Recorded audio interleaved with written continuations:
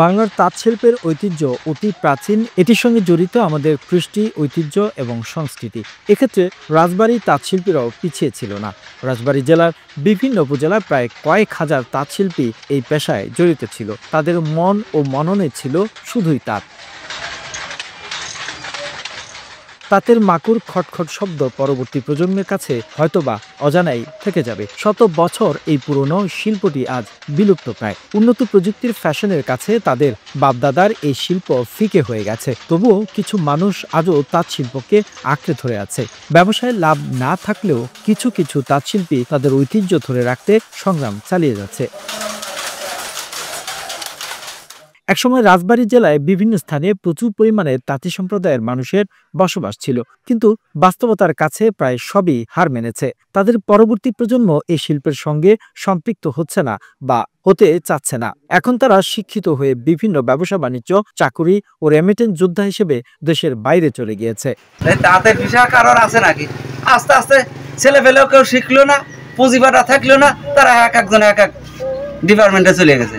কেউ কৃষিকাজ করে, কেউ বাইরে চলে গেছে, কেউ টুকটাক ব্যবসা বাণিজ্য করে, কেউ চাষবাস করে। কিন্তু একসময় এই তাঁত শিল্পের জৌলুস ছিল। এক একটি বাড়িতে 14 থেকে 15টি করে তাঁত ছিল। পরিবারের প্রায় সকল সদস্যই এই কাজের সঙ্গে জড়িত ছিল। গ্রামের হাট বাজারে তাদের প্রায় সমস্ত সামগ্রী বিক্রি হতো প্রচুর। মাকুর খটখট শব্দে মুখরিত থাকতো এলাকাগুলো। আজ এই এলাকাগুলোতে শুধুই নীরবতা। সর্বপ্রথম আমাদের অনেকগুলো তাঁত ছিল, আমরা সেগুলোর উপর নির্ভর করে আপনার সমস্ত সংসার চালাইছি।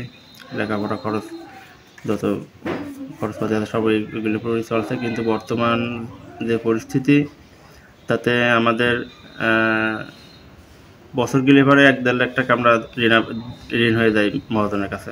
কিন্তু বর্তমানে এই শিল্পের সঙ্গে সম্পৃক্ত সকল দ্রব্য সামগ্রীর দাম বৃদ্ধি সহ অন্যান্য অসুবিধার কারণেও আজকে বিপুল সংখ্যক তাঁতি এই ব্যবসা থেকে ছিটকে পড়ছে। কারণ এটা করে তাদের পেটের ভাত জুটছে না। অভাব পরিবারগুলোকে গ্রাস করছে। তবে আশার কথা এই যে এখনো দেশের বাইরে আমাদের দেশের তাঁত সামগ্রীর ব্যাপক চাহিদা রয়েছে। এক্ষেত্রে এই শিল্পটাকে আরও আধুনিকায়ন করে দেশের বাইরে রপ্তানির পথ সহজ করলে আমাদের দেশের জন্য কল্যাণকর হবে। অর্জন করা যেতে পারে প্রচুর বৈদেশিক মুদ্রাও। সেই সঙ্গে বাঁচবে তাঁতি সম্প্রদায়ের স্বপ্ন।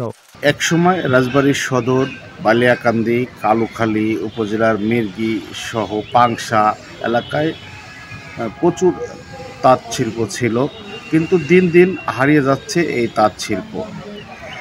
সুতার মূল্য বৃদ্ধি, শ্রমিক সংকটের কারণে, বিভিন্ন কারণেই এই তাঁত শিল্প হারিয়ে যাচ্ছে।